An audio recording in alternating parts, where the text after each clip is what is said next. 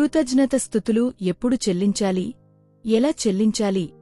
దేవునికి కృతజ్ఞతలు చెప్పడం అనేది ఏదో ఒకరోజు చేసేది కాదు. అది మన జీవిత విధానం కావాలి. వాక్యం ఏం చెబుతుందంటే 1 ప్రతి విషయమునందును మొదటి తెస్సలోనికేలకు వ్రాసిన పత్రిక 5వ అధ్యాయము 18వ వచనములో ప్రతి విషయమునందును కృతజ్ఞతాస్తుతులు చెల్లించుడి. ఈలాగు చేయుట యేసుక్రీస్తునందు మీ విషయములో దేవుని చిత్తము. అవును, శ్రమలైనా సంతోషాలైనా ప్రతి పరిస్థితిలో దేవునికి స్తుతులు చెల్లించడమే దేవుని చిత్తం. 2 మాటచేత క్రియచేత కొలస్సీలకు వ్రాసిన పత్రిక 3వ అధ్యాయము 17వ వచనము మాటచేతగాని క్రియచేతగాని మీరేమి చేసినను ప్రభువైన యేసుద్వారా తండ్రియైన దేవునికి కృతజ్ఞతాస్తుతులు చెల్లించాలి.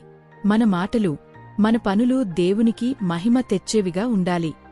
3 యేసు క్రీస్తు ద్వారా, మన స్వనీతి ద్వారా కాదుగాని యేసు క్రీస్తు ద్వారానే తండ్రికి స్తుతులు అర్పించాలి అని రోమీలకు వ్రాసిన పత్రిక 7వ అధ్యాయము 25వ వచనములో చెప్పడింది. ఈ వీడియో మీకు నచ్చితే లైక్, కామెంట్ చేసి మీ ఫ్రెండ్స్తో షేర్ చేయండి. అలాగే ఇలాంటి ఎన్నో ఆసక్తికరమైన అప్డేట్స్ కోసం ఇప్పుడే సబ్స్క్రైబ్ చేసుకోండి.